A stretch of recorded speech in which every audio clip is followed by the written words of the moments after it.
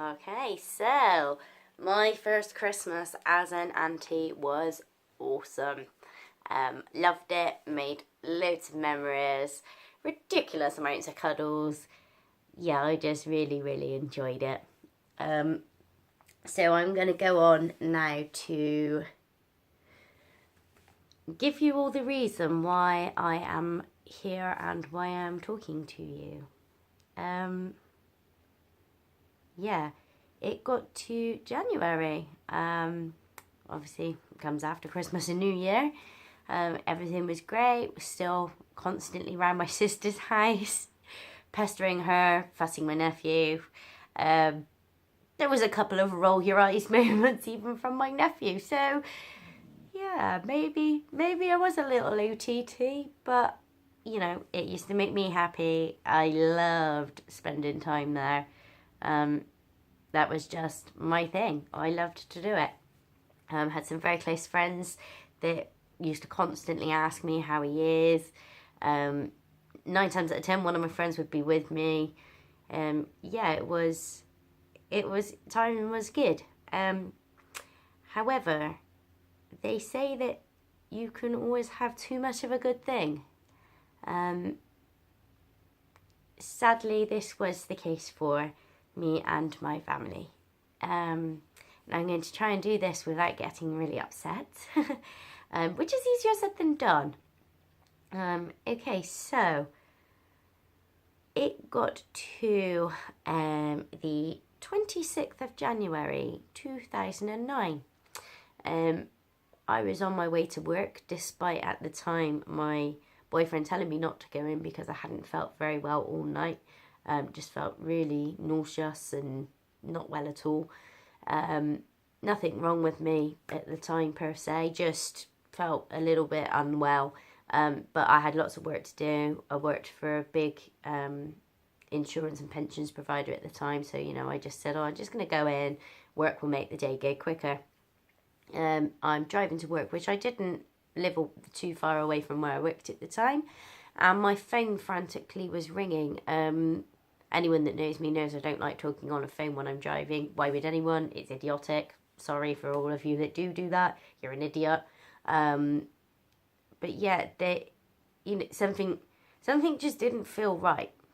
So I pulled up into the work car park, and immediately once I'd parked, got my phone out of my bag, and I had 6 or 7, I can't remember the exact amount now.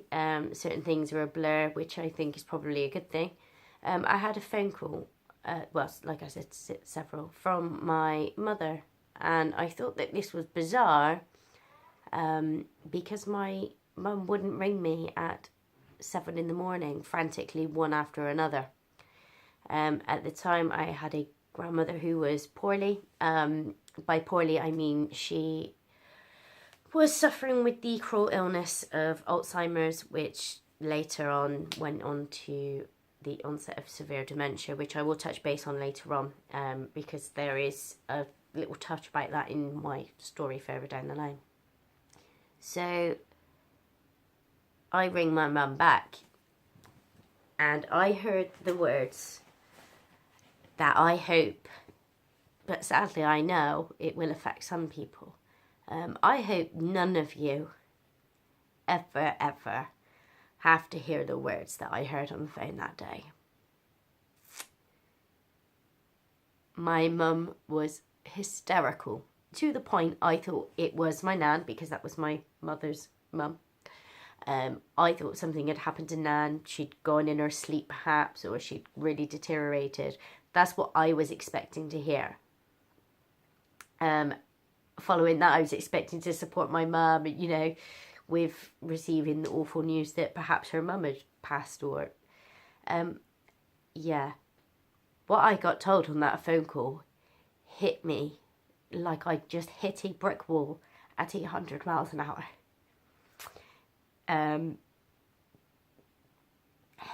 Even to this day, I still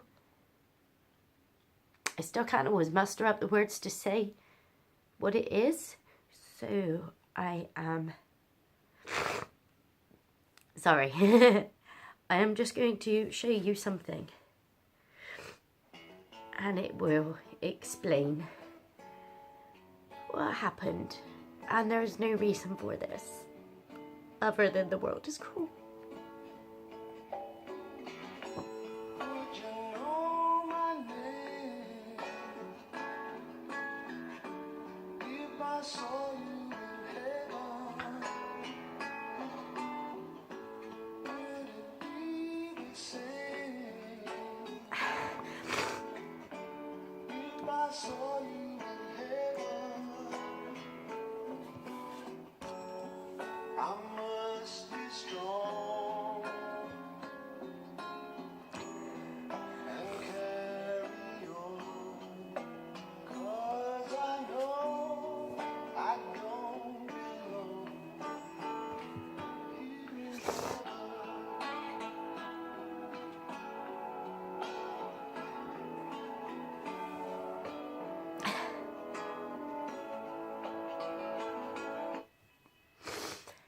Yeah.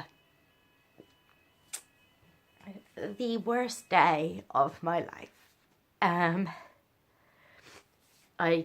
remember going to the Children's Hospital in Bristol, which, can I just say, the staff there are absolutely phenomenal.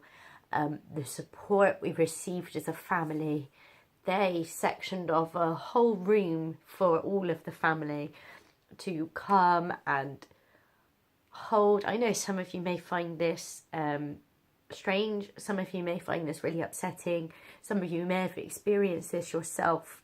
You guys know exactly what it's like, but I'm just trying to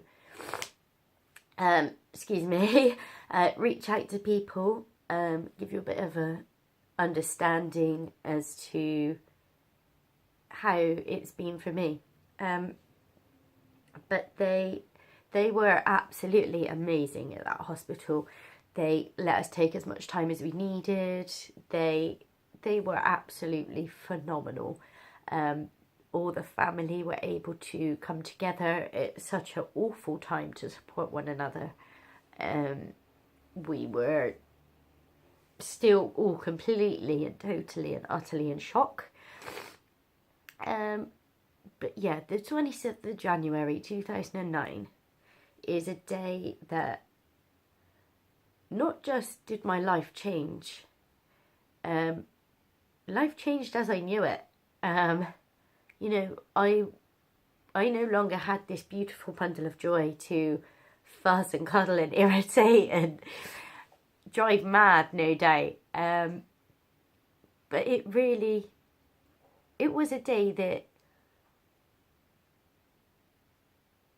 not only did my life change, I almost started a new life, because I had to not only get my head around this and try to understand why, which is impossible because there is no reason why this happened, and this happens to so many children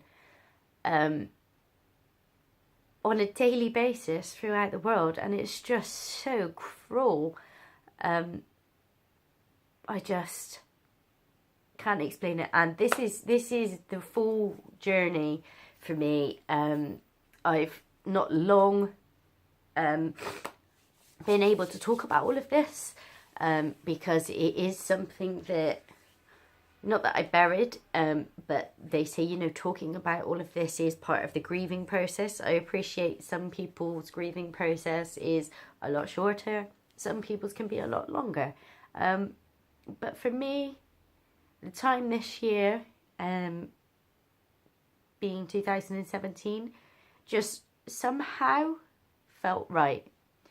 Yeah, so keep posted and I'll give you a little bit more information going forward from now. But thanks for listening.